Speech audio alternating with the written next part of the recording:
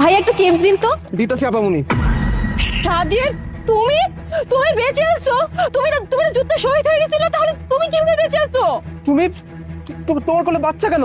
বাচ্চার কথা বাদ দাও, আগে তুমি এইটা বলো যে তুমি যদি বেঁচে আছো তাহলে তুমি এতদিন কোথায় ছিলে, কেন তুমি আমার কাছে আসো নাই? সে এক লম্বা কাহিনী। তোমরা তো সবাই জানতা যে আমি শহীদ হয়ে গেছি। আসলে যুদ্ধ চলাকালীন সময় আমি পাহাড় থেকে পড়ে যাই, জানো তো। অনেক মারাত্মকভাবে আমি ইনজুর্ড হই, আমার স্মৃতিশক্তি চলে যায়। পরে ওই পাহাড়ি এলাকায় একটা পরিবারে আমার আশ্রয় হয়, ওখানেই আমি বছরের পর বছর থাকি। একটা সময় আমার স্মৃতিশক্তি আমি ফিরে পাই। স্মৃতিশক্তি ফিরে পাওয়ার পরে আমি আমাদের বাসায় আসি, জানো তো। কিন্তু আমি ওখানে গিয়ে জানতে পাই যে তুমি সে বাসা ছেড়ে চলে গিয়েছো। আমি আমি পুরো মানসিকভাবে ভেঙে পড়ি। আমার কাছে তোমার ফোন নাম্বারও ছিল না, সবকিছু তো আমি হারাই ফেলেছিলাম। কি করে তোমাকে খুঁজে পেতাম বলো? তারপরে আমি ওই শহরটা ছেড়ে দিই। যে শহরে তুমি নেই সেই শহর আমার থেকে লাভ কি? এরপর এই শহরে এসে এই যে এইভাবে আমি জীবিকা নির্বাহ করতেছি। এইসব কথা বাদ দাও, এই বাচ্চাটা কার? তুমি আমার বিয়ে করে ফেলছো?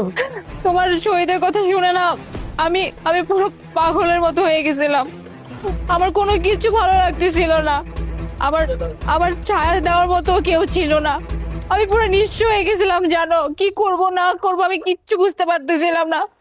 তারপরে হঠাৎ করে একদিন আমাদের বাসায় আমাদের বাড়িওয়ালা আসে। ও, তার মানে এটা বাড়িওয়ালার বাচ্চা? আচ্ছা, তুমি এগুলো কি বলতেছো? হ্যাঁ, তুমি কি পাগল হয়ে গেছো? এই বাচ্চা বাড়িওয়ালার কেন হতে যাবে? দেখো না, আমি বুঝতেছি তোমার সিচুয়েশনটা। আমি তোমার লাইফে ছিলাম না, তুমি বা কতদিন আমার জন্য অপেক্ষা করবা? সমাজ বলে তো কিছু একটা আছে, সমাজের মানুষজন তো তোমাকে জোর দিবেই। তবে একটা কথা ভেবে খুব খারাপ লাগতেছে, জানো তো। একটু কি আমার জন্য অপেক্ষা করতে পারলে না? এভাবে বিয়ে করে ফেললে তুমি? সজিদ, স্টপ! কি উল্টাপাল্টা কথা বলতেছো? হ্যাঁ, তুমি জানো আমার উপর কি গেছে? হ্যাঁ, তুমি চলে যাওয়ার পরে আমার আমার ওই বাড়িতে দম বন্ধ হয়ে আসতেছিল। ওই বাড়িতে আমি যেদিকেই তাকাই, যেদিকেই দেখি না কেন, শুধু আমি তোমাকে দেখতে পাই। প্রত্যেকটা মুহূর্তে তোমার স্মৃতি আমাকে খাচ্ছিল। আমি থাকতে পারতেছিলাম, দম বন্ধ হয়ে আসতেছিল। এরপর আমি ডিসাইড করি আমি এই বাড়ি বিক্রি করে দিব, কারণ ওই বাড়িতে আমি থাকতে পারবো না, কারণ ওই বাড়িতে শুধু তোমার স্মৃতি। তারপরে আমি বাড়ি বিক্রি করে দিয়ে আমি এই শহরে চলে আসি। এই শহরে এসে আমি থাকতেছি। দেখো, আমি মানতেছি তোমার উপর দিয়ে কি পরিমাণ ঝড় ঝাপটা গেছে, অনেক কষ্ট সহ্য করতে হয়েছে তোমাকে আমার জন্য, তাই না? তো আমি বা কি করতাম বলো তো? আমার তো স্মৃতিশক্তি চলে গিয়েছিল, আমি তো চাইলেও তোমার কাছে ওই সময় ফেরত আসতে পারতাম না।